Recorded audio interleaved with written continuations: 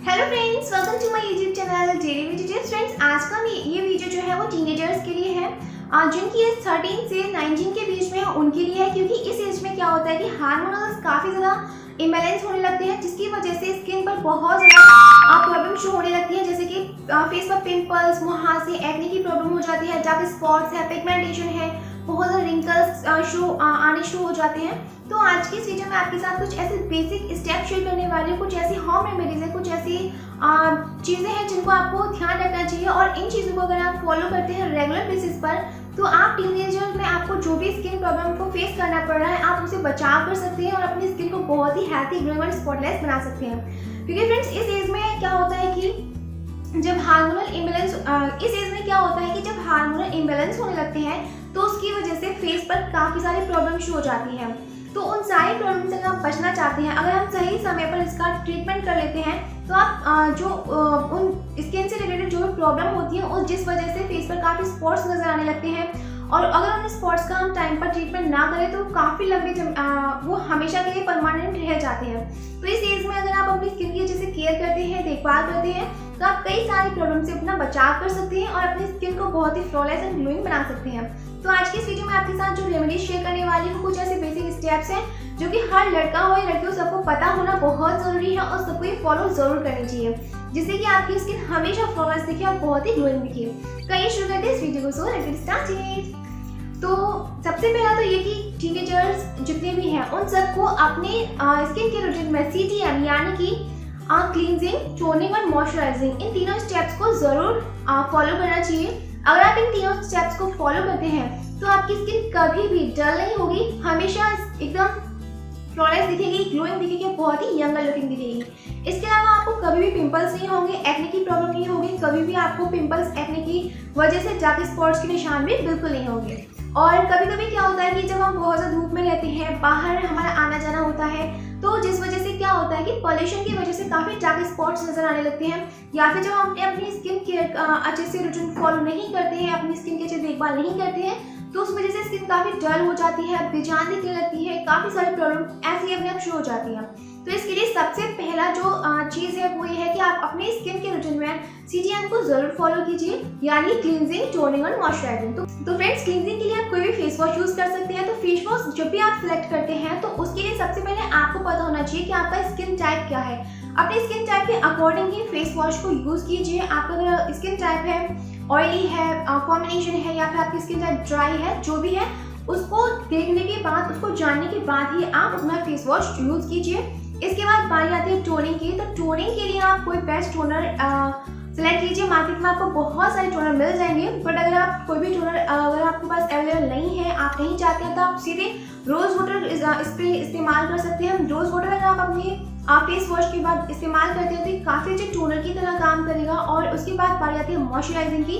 तो मॉइस्चराइजर लगाना बहुत ज़्यादा ज़रूरी है। अगर आप अपनी स्किन को मॉइस्चराइज नहीं करेंगे, तो इसकी वजह से स्किन काफ़ी ड्राई हो जाती है, डल दिखने लगती है, बेजान हो जाती है, काफ़ी ज़्यादा स्पॉट्स भी नजर आने लगते हैं। तो स्किन को मॉइस्चराइज करना बहुत ज़रूरी है। काफ़ी लोगों के मन में डाउट्स होते हैं कि अगर हमारी स्किन ऑयली है तो मॉइस्चराइजर अप्लाई करें या ना करें। तो स्किन अगर आपकी ड्राई है, ऑयली है, कॉम्बिनेशन है, कोई भी है, उसकी स्किन टाइप के अकॉर्डिंग आपको मार्केट में काफ़ी सारे मॉइस्चराइजर मिल जाएंगे।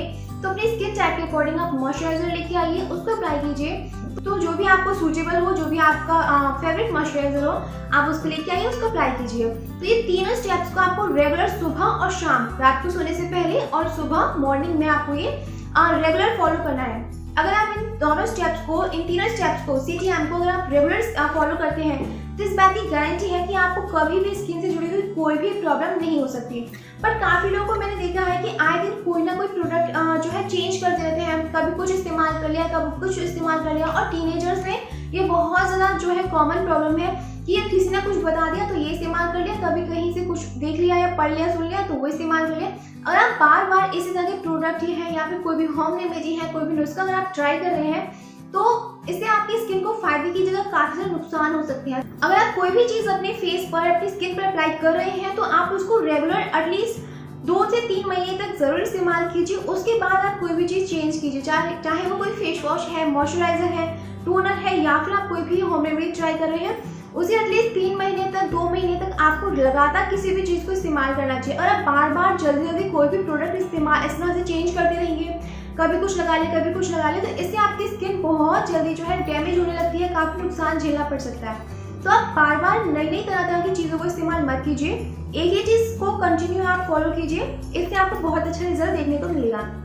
तो फ्रेंड्स, इसके अलावा आपको क्या करना है, आपको हफ्ते में एक बार अपनी पूरी बॉडी को स्क्रब जरूर करना है। स्क्रब करने से क्या होगा कि जब हम अपनी बॉडी को स्क्रब नहीं करते हैं तो होता है क्या कि हमारी स्किन पर डेड सेल्स जमा होने लगती हैं, यानी कि मृत कोशिकाएं, तो उनको रिमूव करना बहुत जरूरी होता है। तो स्किन से डेड सेल्स को रिमूव करने के लिए स्किन को स्क्रब करना बहुत जरूरी है। तो हफ्ते में एटलीस्ट आपको एक बार अपनी पूरी बॉडी को, अपनी स्किन को, नेक को, अपनी बैक को, पूरे अपनी बॉडी को स्क्रब जरूर करना चाहिए। स्क्रब करने से जो भी मृत कोशिकाएं जमा होने लगती हैं वो हटने लगती है, रिमूव हो जाती है। तो इसके अलावा क्या होगा, जब डेड सेल्स जमा होने लगती है तो एक मोटी परत जमा हो जाती है जो काफी ज्यादा डल दिखती है, बहुत ज्यादा बेजार दिखती है और एकदम काली माँ सी, एकदम काली सी एक परत जमा हो जाती है। जैसे कि आपने एल्बोज पर देखा होगा, अपने घुटनों पर देखा होगा, अपने नेक पर देखा होगा, जब हम क्लींजिंग नहीं करते हैं तो काफी कालापन जमा हो जाता है। या फिर अपना ये जो एरिया आपने काफी बार नोटिस किया होगा कि काफी डल और डार्क और बहुत ज्यादा काला दिखने लगता है, तो वो यही रीजन होता है। तो हफ्ते में एक बार अपनी पूरी बॉडी को स्क्रब जरूर कीजिए। तो मैंने आपके साथ कई सारे ऐसे DIY स्क्रबर शेयर किए हैं जिनको आप फॉलो कर सकते हैं डेली। डेली नहीं, हफ्ते में सिर्फ एक बार आपको ये फॉलो करना है, इससे आपको बहुत अच्छा रिजल्ट देखने को मिलेगा। तो मैं आपको जो भी स्टेप शेयर कर रही हूँ ना, आपको ये डेली रेगुलर जिस तरह से मैंने आपको बताया है उस तरह से आप डेली फॉलो कीजिए, रेगुलर फॉलो कीजिए। आपको कभी भी स्किन से जुड़ी हुई कोई भी प्रॉब्लम नहीं हो सकती। इसके अलावा आप अपने दिन की शुरुआत हमेशा गुनगुने पानी से शुरू कीजिए, क्योंकि अगर आप सुबह उठते ही गुनगुने पानी का सेवन करते हैं, अगर आप इसमें थोड़ा सा लेमन जूस ऐड कर लेंगे, थोड़ा सा हनी ऐड कर लेंगे, तो ये काफ़ी अच्छा आपके ब्लड प्योरीफायर की तरह काम करेगा। मीन्स आपके खून को शुद्ध करने में काफ़ी हेल्प करेगा, आपकी बॉडी में जो भी टॉक्सिन्स हैं उनको रिमूव करने में हेल्प करेगा। तो दिन की शुरुआत हमेशा गुनगुने पानी से ही कीजिए।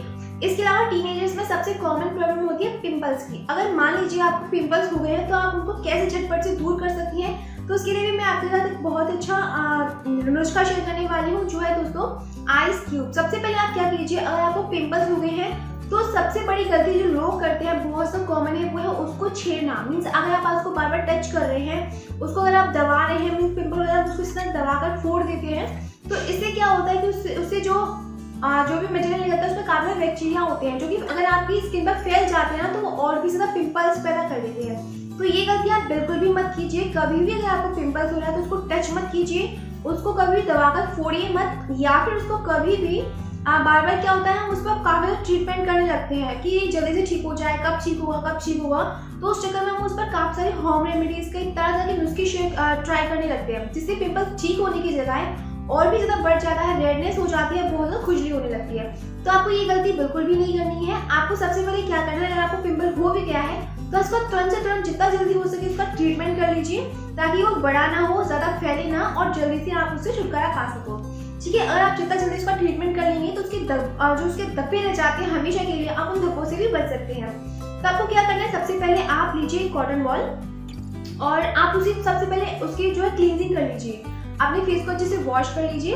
वॉश करने के बाद आप लीजिए आइस क्यूब्स को आप अपने पिंपल्स वाले एरिया पर रख कीजिए। इससे क्या होगा, जो रेडनेस है और जो पिंपल के लिए जो आपको सूजन आ गई है, ये उसको रिमूव करने में हेल्प करेगा। और आइस क्यूब्स क्या करता है, जो भी आपको इन्फ्लेमेशन की शिकायत है, जलन हो रही है, खुजली हो रही है, ये उसको रिमूव करेगा। क्योंकि जब जलन होती है, खुजली होती है, तो हमारे हाथ किसी ना किसी तरह से वहाँ पहुँच जाते हैं, हम खुजली करने लगते हैं, जिससे पिंपल फूट जाता है और बहुत ज़्यादा पिंपल्स की जो है फैलने की शिकायत बढ़ जाती है।